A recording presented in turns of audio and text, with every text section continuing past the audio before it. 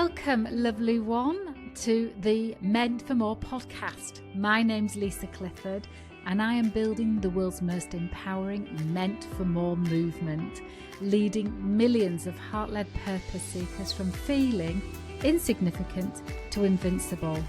So I truly hope you enjoy this next episode.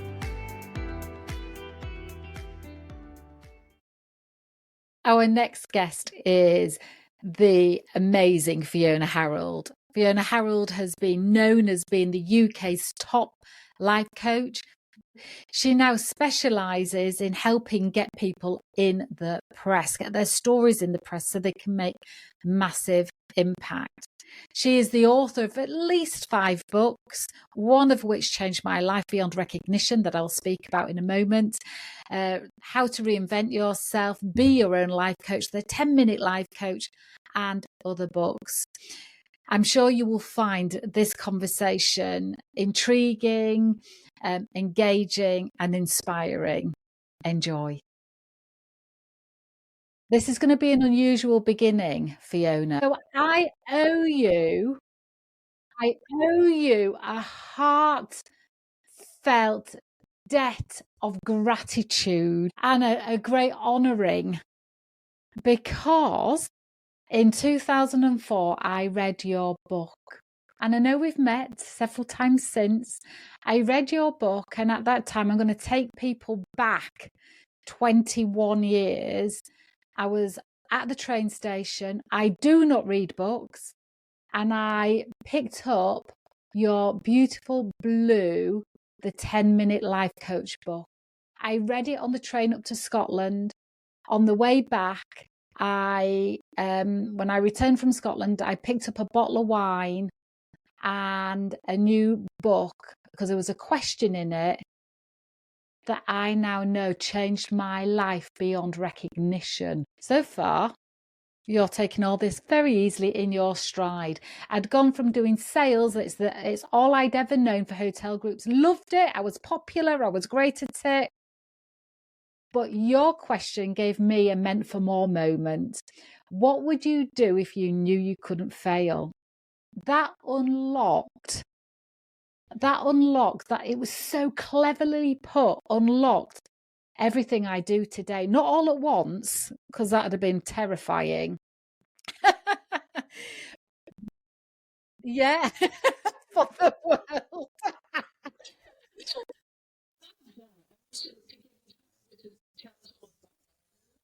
Yeah, and so from that, I retrained. I've invested heavily in my mission, my purpose on helping people be unstoppable. And that would not have happened without you and your book. So not one single interview has ever started this way. And I just wanted to massively honour you and the work you do in the world. It's life-changing. Thank you. Thank you. I mean, here's what I would say. I'm taking that, and we should take it absolutely for the contribution that we make in the world. And so I'm going to acknowledge you, Lisa, because the truth is you were ready for that question, and you were ready. And I'm glad it came from me. It might have come from somewhere else, but look, it came from me. You were ready for that question, and you were also ready to take action. Sometimes people do write email, message, whatever, saying, hey, I read your book and it really changed my life. And I always like to say, first of all, thank you so much. That's very kind of you and very generous of you. But the fact is, you changed your life. You took an idea, you took some inspiration, and you ran with it. Because inspiration without implementation will leave you very frustrated indeed. It's crucial that we get the inspiration and then we take the action fast. Is it always going to work out? No, not necessarily. But we get to become that person.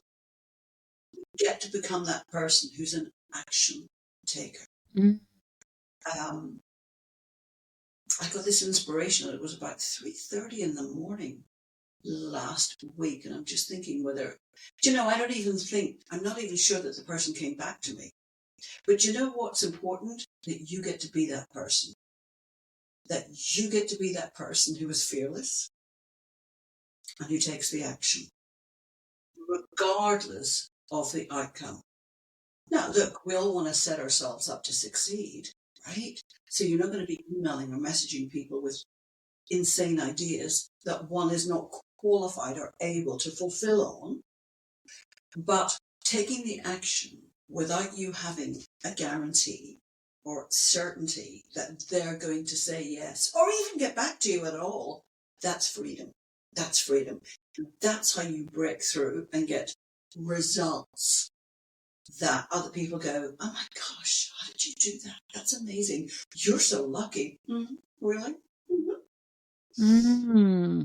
So, I agree. I agree that it's the action, and it's freedom is what we're all living for as well, isn't it? We all want to be free of something, financially free, emotionally free, burdenless. Freedom is the alchemy. I want to ask you, because I start off with the question of a time in your life where you knew you were meant for more. And I know there's been lots of moments that you've known you've been meant for more, but is there a particular moment that stands out that was a real catalyst for you, where you had that dawning of I'm meant for more, and then you took obviously action? yeah, definitely, Lisa. What a great question from you. Yeah. So I grew up in Northern Ireland in the 70s in the worst of the troubles, when Northern Ireland was fighting each other. And, every day there was something. And we got put out of our house. It was a thing. It happened. We were Catholics living in a Protestant area. And so we were homeless overnight, us and 20 other Catholic families. And we did what you did at the time. We just broke into an empty house. It was the Wild West. There was no rules, and nobody was coming to the rescue. How old were you? I'm putting a picture together. How old were you? 12. And we eventually got rehoused. And I remember one day, a few weeks after we'd moved into this new house, I remember one moment, walking up the path. I'd been down to the shop to get my dad 20 Benson and Hedges. Back in the days, Yeah. right, when 12-year-olds bought cigarettes for the... So I was walking up the path with my Benson and Hedges, and I just stopped for a moment, and I saw our new house ahead of me. And I looked, and it just seemed so narrow. It was a new council estate that had just been built. And the house just seemed so small and so narrow. And either side of me on the path, the houses also seemed like they were crowding in on me. I felt constrained and cramped. And everything just felt so small.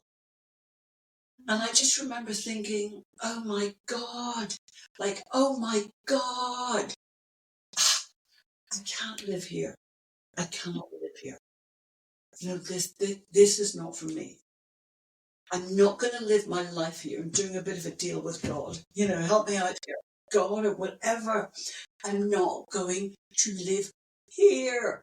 I'm not living my life out here. I know there's more for me. I know I'm meant for more.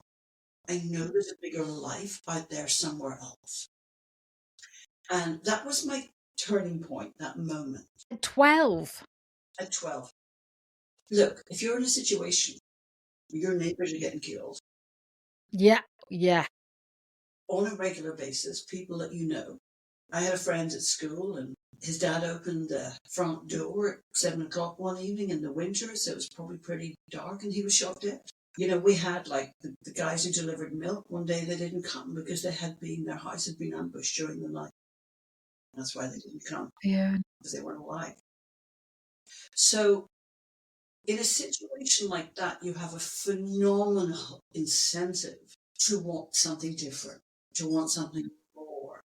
And maybe you don't have to come from a place that's like a war zone like that to have that feeling, that incentive to want more, to go for more, to set your sights on more. You could just be someone who comes from a small place, has grown up in a small place, and you just know this place. You can't expand.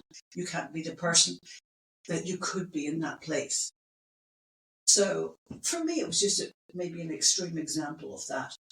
But that day, for sure, I made a decision.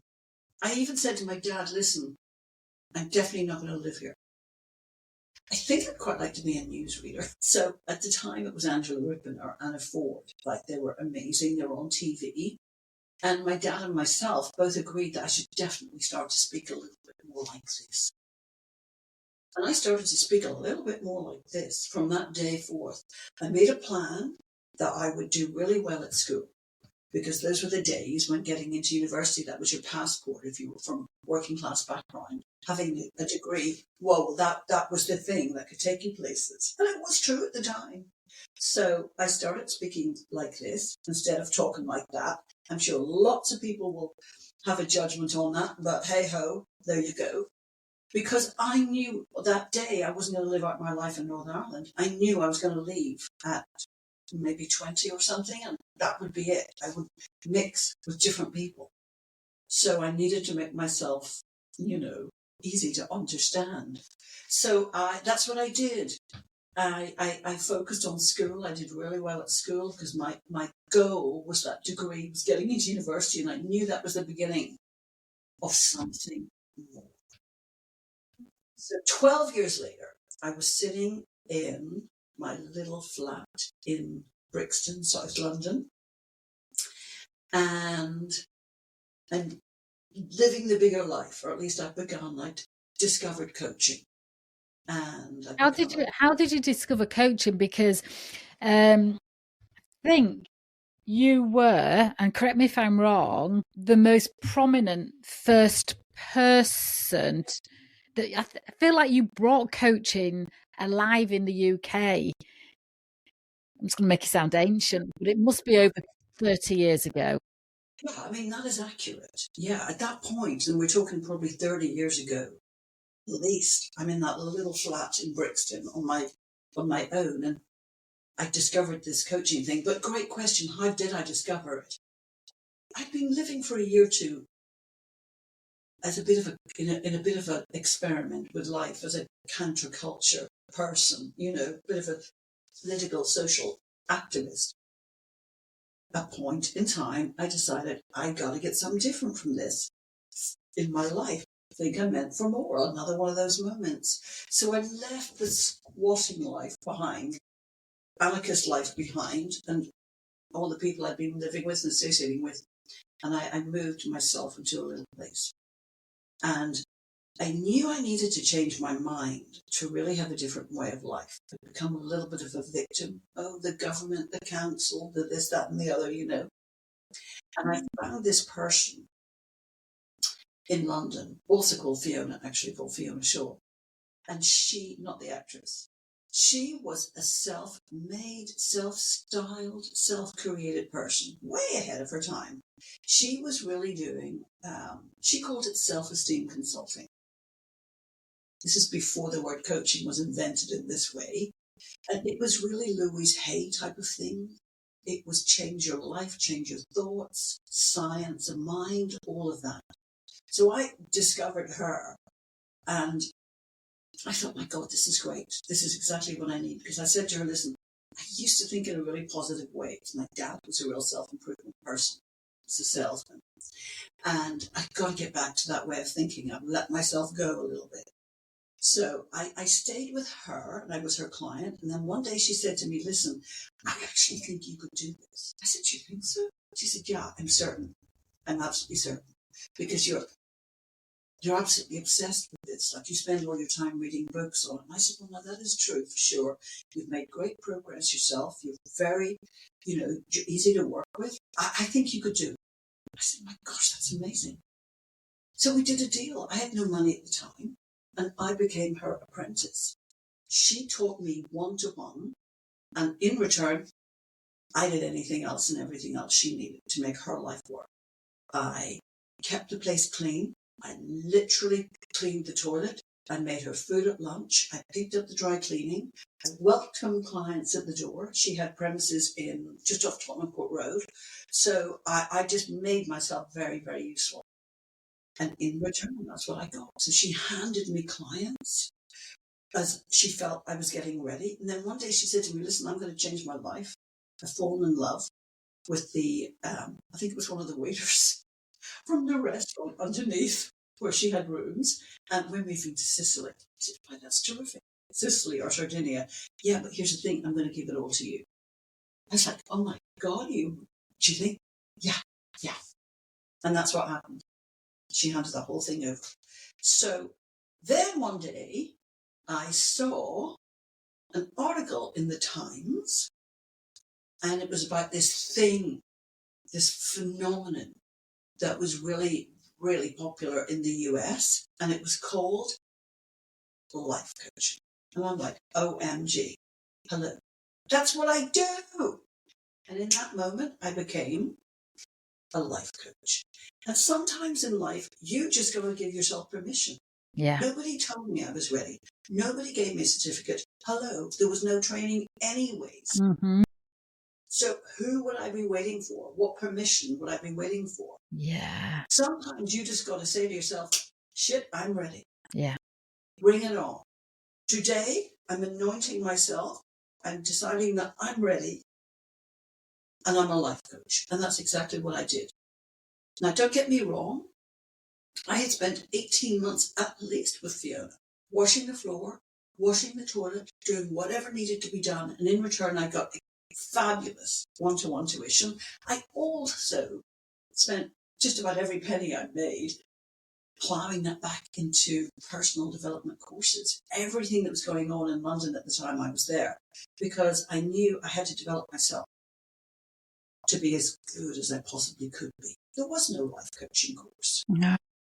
And the irony is that as soon as there were, guess who was invited to come along as a guest speaker and even put courses together. So I'm saying that not to, hey, aren't I wonderful? But sometimes we just need to remind ourselves we can do stuff.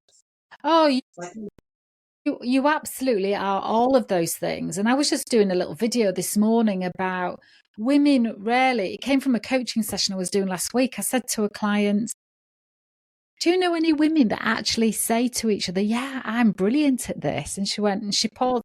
And both of us thought for ages, as women, we don't say, I'm brilliant at this or that. And even when we do compliment ourselves, we then caveat it with, I'm not saying I'm brilliant, but why shouldn't we? Because Fiona, you are. And I know you think, well, other people should say it, and I have. But we should speak to our brilliance. And now, you stood out on the shelves back then. I mean, what number book was the 10-Minute Life Coach? Was that your first book or your second book? That was the second. So Be Your Own Life Coach. That was the first. That was January 2000. I don't know why. I mean, 10-Minute Life Coach, it doesn't take 10 minutes. But it made it accessible, did that title, didn't it? I mean, why did you call it the 10-Minute Life Coach? Do you know, the simple truth is when you work with really big publishers, they tend to have people who are very good with things like that. And they go, what about something like the 10-Minute Life Coach? I said, that's great, I can do that. Yeah, for sure. They came up with a title for Be Your Own Life Coach. I said, that's great, that's terrific. But, I love what you're saying about acknowledging our brilliance. I tell you, I really think the person that you need to have that conversation with first and foremost is yourself. Because my dad was this salesman. He was a door-to-door salesman. He sold vacuum cleaners and washing machines for the Hoover Company. And he was the best in Northern Ireland, and he was the best in the country. Best in the company. Every year he'd win the awards. And his secret for success was this. He used to say to me, Fiona, don't ever try and sell something that you're not already sold on yourself. Oh, yes. Sell it to yourself first. So I remember when I was sitting in my little kitchen in Brixton, and I thought to myself, God, I am going to do this life coaching thing. Yeah, I am. That's what I'm going to do. And I thought to myself, well, look, if I'm going to do it, I might as well just be the best. Now, some people could think that sounds a bit egotistical, and to be honest, it probably was. But it's not a bad thing, is it? No. I mean, a little bit of ego, hello. But I also wanted to be the best that I possibly could be. So that's why I invested and still do so much in my own development. If I think I can learn something from someone, they can teach me something, I am there at the front of the class with my card. So I sat down and I really declared in that moment how my life was going to be. And I wrote it down, and I wrote things like, I'm going to be Britain's top coach. That's what I'm going to be. I wrote all these things down. And it was only a matter of time before the book deal came and before other publications like the Mail, the Telegraph, wherever, were saying things like, she's the country's top coach. She's, the top coach in the UK. So I'm sharing that because sometimes we've got to sit down and we have to have a cold, sober conversation with ourselves. And we've got to go, okay, here's how it's going to go. And then I'll tell you what else happened. I got a call from Hodder and Stoughton, one of the biggest publishers in the world. And on the same day that I'd had a half-page feature in the Telegraph. And she said to me, the commissioner editor said, well, can you write? And I said that thing that we all need to say when opportunity comes, which is absolutely. Of course. How could you even? And she said, well, can you write fast? And I said, absolutely, of course. So I had a 5-figure book deal in my bank account within 5 days. I have never in my life written a single word of a proposal. It's always been a conversation, a chat. I've written proposals for other clients. When you're seen, when you're in the press like that, that's what happens. But anyway, I got this great deal, and I sat down one day to start writing it in my little living room. I'd moved to the countryside then, Lorraine-on-Thames. And I sat down, oh my God, not a word would come, Lisa. In fact, the only words that would come were, who am I to do this? Oh my God, I've overstretched myself this time. And done it now. Hello, I've done a degree. You have done it now. I've done a degree in English and politics. What, in the name of good God, has that got to do with telling people how to live their lives? I'm not a trained anything. And then I remembered those words from my dad all those years earlier. Sell it to yourself first. And I thought, oh my God, I need to try and sell myself to myself. So I wrote a list out. And at the top of the list, I wrote reasons why I am uniquely qualified and perfectly positioned to write this book. And I took a pen, and eventually something came, and then something else came. And within a few minutes, I'm like, hello, who else is there? Of course I am. And off I went. So you have got to do that process of selling yourself to yourself, probably quite often in life. Because if you're going to step out of your comfort zone and really go for more and make it happen, you got to be sold on yourself. You got to be on side. If you've got doubt and hesitancy, other people will feel it. You will hesitate to move forward. And you don't want to do that. You want to move forward boldly. So sell you to you first. Speaking of doubt, you are human. Do you ever feel self-doubt? And what do you do? I mean, I feel like doubt can come in a flow, but it's not permanent. But it can be if you keep spinning down the thought of it. But for you, do you ever feel self-doubt? Never. I'm joking. Psychopath. Exactly. I think it's probably healthy to question oneself, but then you will be able to deal with that quickly, because if you stay there and you spiral, that's not healthy. Yes. That's a type of self-indulgence, frankly, because that's just obsessing about yourself, and nobody gets any benefit from that. Yeah. It's almost like a form of self-harming, isn't it? And self-sabotaging to stay in doubt that's not factually true. Yeah, absolutely. So the moment you find yourself doing it, you got to snap out of it. And the way that I snap out of it, I mean, sometimes on a Monday, for example, I wake up and I go, oh God, can I actually do this? This? And sometimes it's just like, life, can I do this? Because there are other things going on in one's life, family stuff, and it can just pull you down and weigh you down, frankly. So I think it's really important you have ways to lift yourself. So every single morning I listen to people who lift me.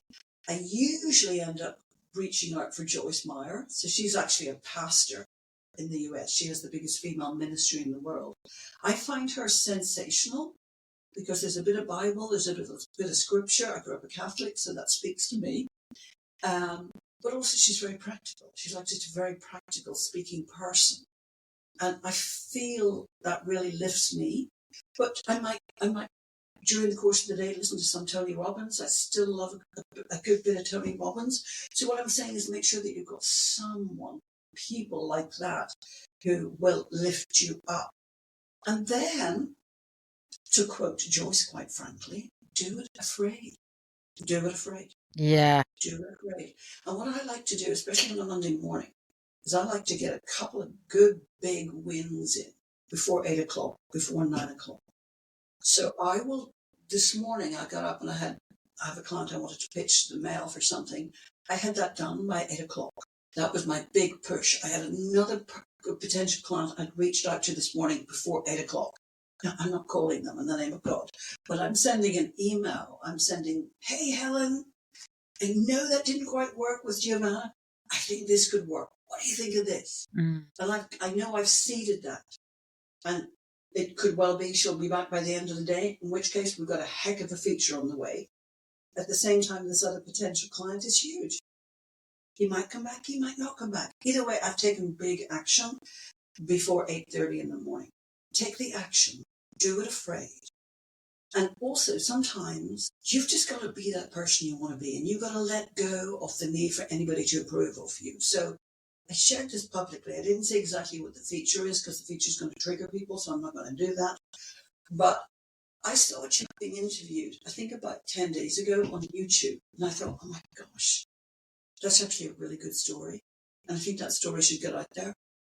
And sometimes you've got to take action without knowing the outcome for yourself. Sometimes you just got to do the right thing, what you feel is the right thing. Be that bigger person. So I emailed him, by the way. I didn't know him, but everybody's easy enough to find. I found him, I think it was a Friday night at 9 o'clock. I'm in bed scrolling. I thought, I'm actually just going to email him. So I emailed him and I said, listen, I've just seen you on YouTube. I really think you got a strong story. I think I could place that in the Times, the Telegraph. So 11 o'clock the next morning, I got a call. I'm sitting in my car in Sainsbury's. I'm just about to, after Pilates, I'm just about to drive home. And the phone rings. I don't know the number. I pick it up. I said, hey, Sean. Okay. I got your email. Tell me more. I'm really interested. So I said, well, this is what I do. He said, well, is there a fee? I said, I reached out to you because I think you got a heck of a story. So I'm happy to do that because I just think that story needs to get out there. He said, actually, thank you for that. I got an even bigger story. He told me the story and I'm like, oh my God. Oh my word. I'm going to be honest with you. Would you like me to tell you what the story was? Yeah. It's going to trigger people, but I'm going to tell you anyways. This man was the closest friend of Charlie Kirk in the UK. He had brought Charlie Kirk. He's a religious man. He had brought Charlie Kirk 7 years ago to the UK and helped him set up Turning Point in the UK. He said, that's the story. That's the story I'd like to tell it. They have photographs. They have texts.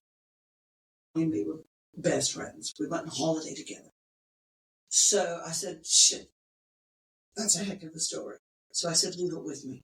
And I sat in the car and I pitched the story to a writer that I know on the Telegraph. And she said, whoa.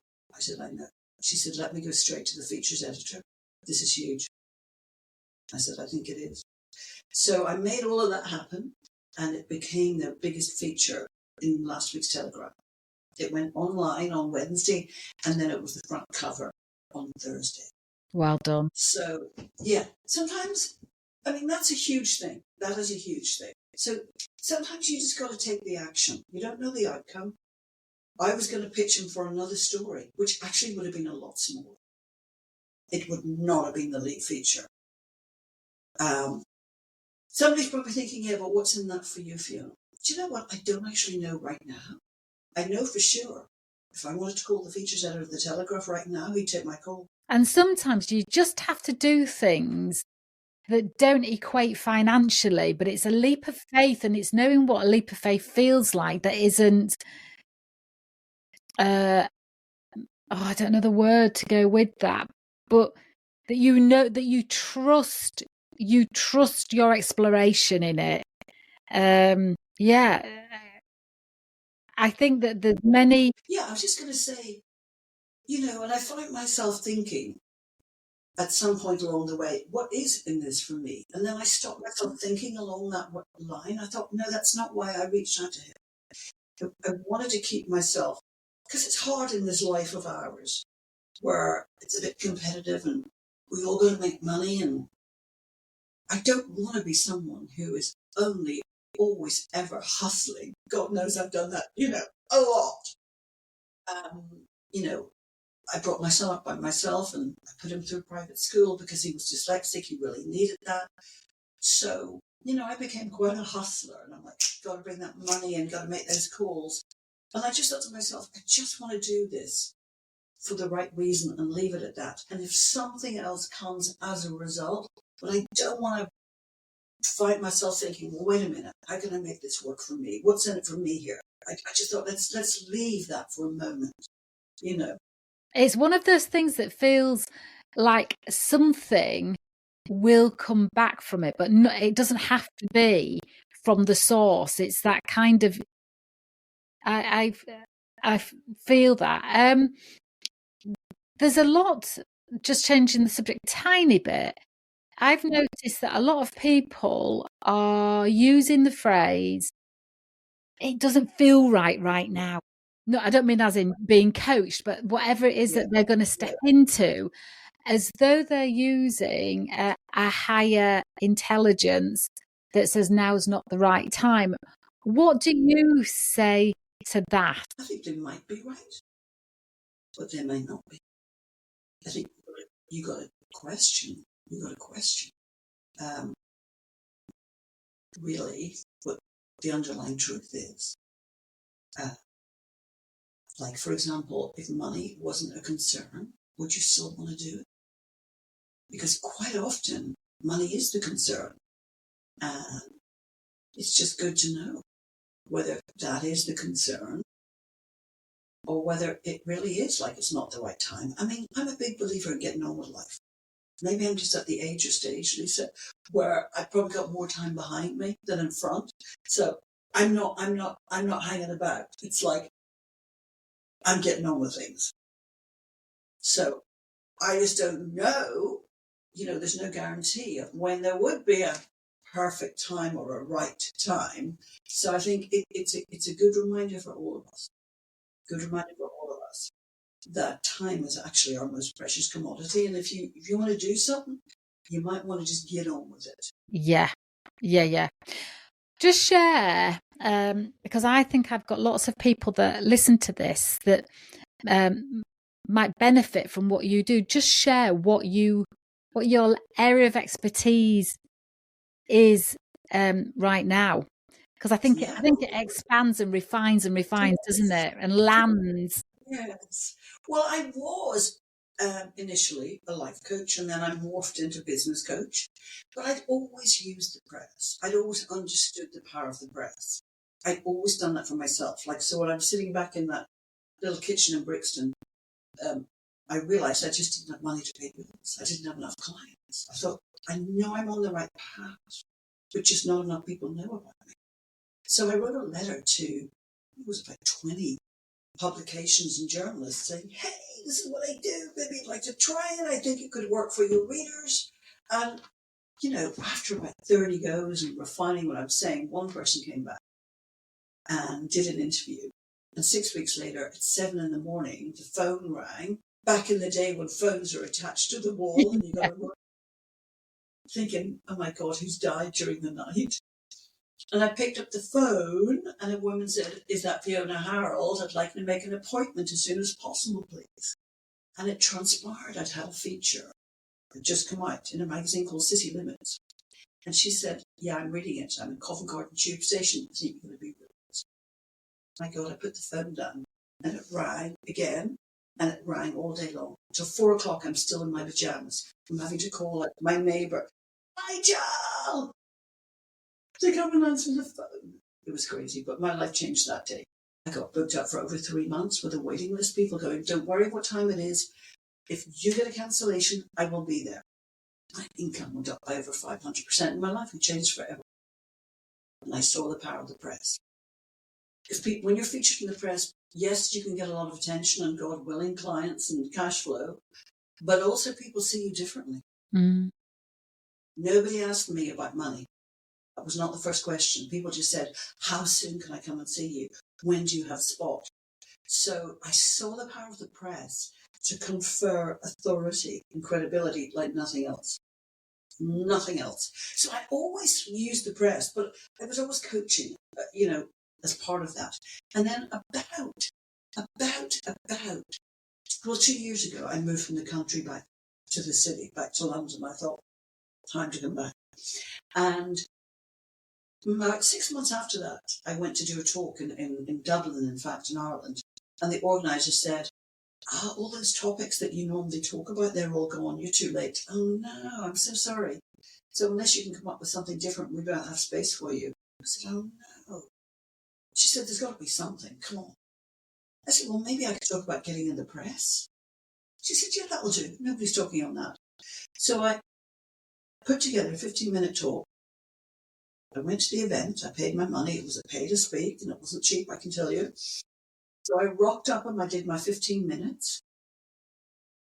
And I felt something change in the room. As I walked off stage, half the room were following me. It was insanely so. I had my son there, Jamie, helping me on the table.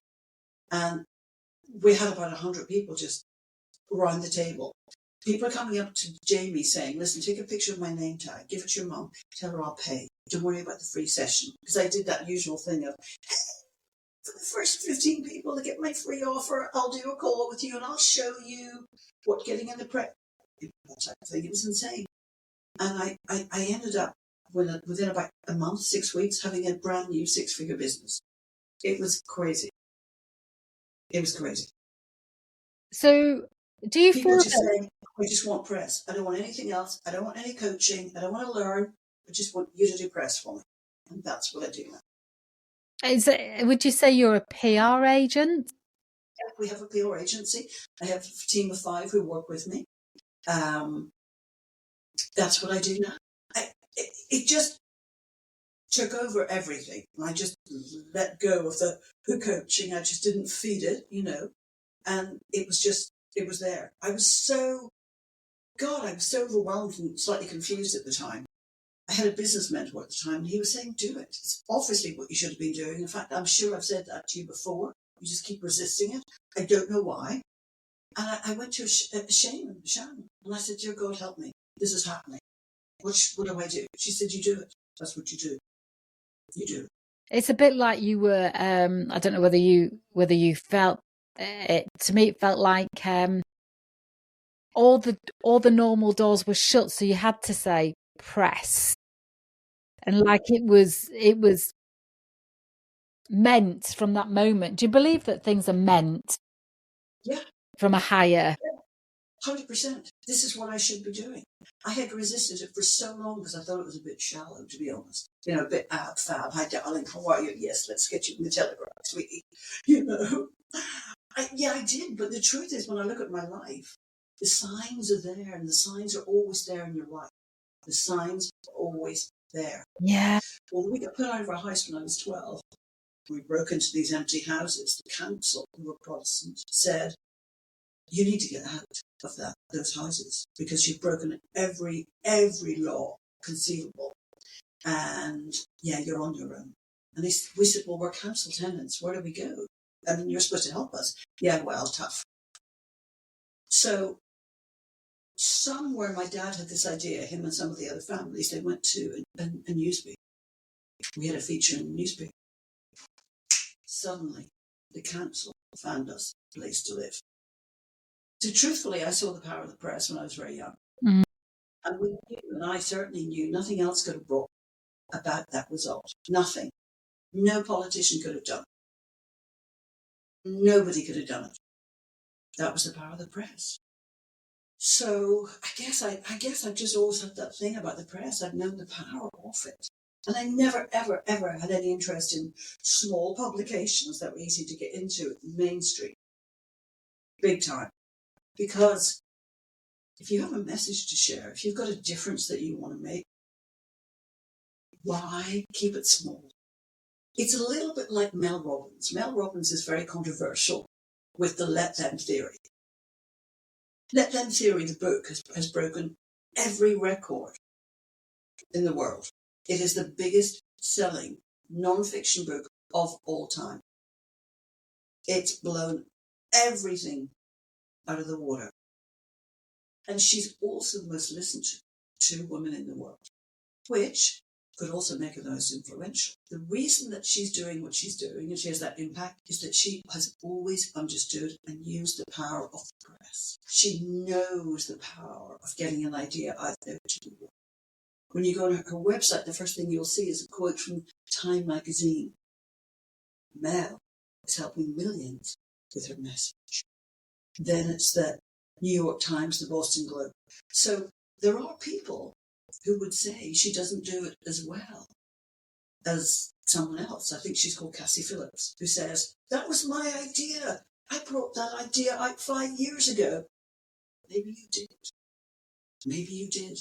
But the truth is, ideas without implementation are very limited. And it's always going to be the person who's best known, who has the biggest impact, who wins. Mel maybe didn't know about it, but she took it and she ran with it. She took it out to the world. And I think that's a great thing.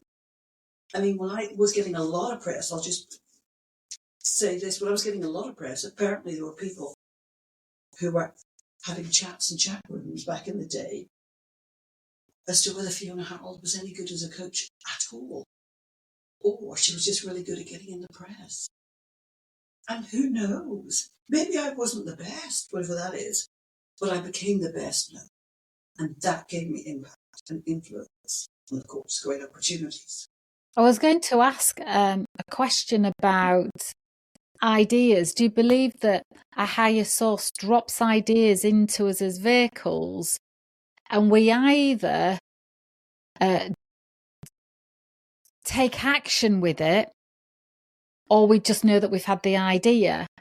And if we don't take action or big enough action, then the idea drops into somebody else and then they go and do the good in the, like it was, the idea doesn't belong to anyone. It's just who can utilize it for the highest good of humanity. Do you believe in anything like that?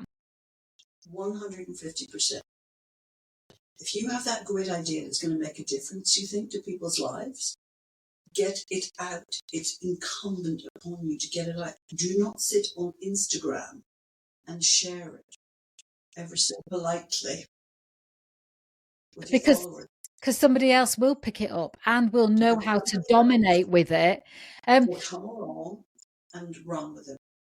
Rightly so. And so, just in closing then, do you work with any particular industry type that you specialise in, or are you able to work with anyone and everyone? Who would you love to work with? Great question. I love Mind Valley, and I started to do a little bit with them. Love Mind Valley because of the impact they have. I've reached out to a couple of people recently that I really want to work with, but I won't say their name publicly. But I guess wellness is, broadly speaking, is our interest. People who are making a positive difference in the world. I would never take someone on who I didn't feel was going to make a positive difference in the world, because I'm amplifying their power in the world. I don't want to do that unless I'm comfortable with that impact that they're making. So wellness, thought leaders, organizations who've got something to say. I was thrilled to work with Marianne Williamson. I think it was this year. She was over in London And that came about purely through me reaching out and saying, I want to help. And then it ended up becoming a client, a paying client. So absolutely thrilled to get people like that to get their message out. And also into places where, mainstream press, where it might not normally be. Yeah. Lovely. So in closing, what would be one line, one message that you would give out to people as a priority? Get your message, get it clear, get it out there. Get your message, get it clear, and get it out there. You have a unique contribution to make in the world. Do not hang about. And the signs are there in your life from the get-go. From the get-go. Yeah. Thank you so much, Fiona. Thank you for all the wisdom that you've given us today, all the wisdom that you've always been given and will continue to give. Thank you so much for everything. Thank you. It went like 10 minutes. Amazing. Bless you. Thank you. My pleasure.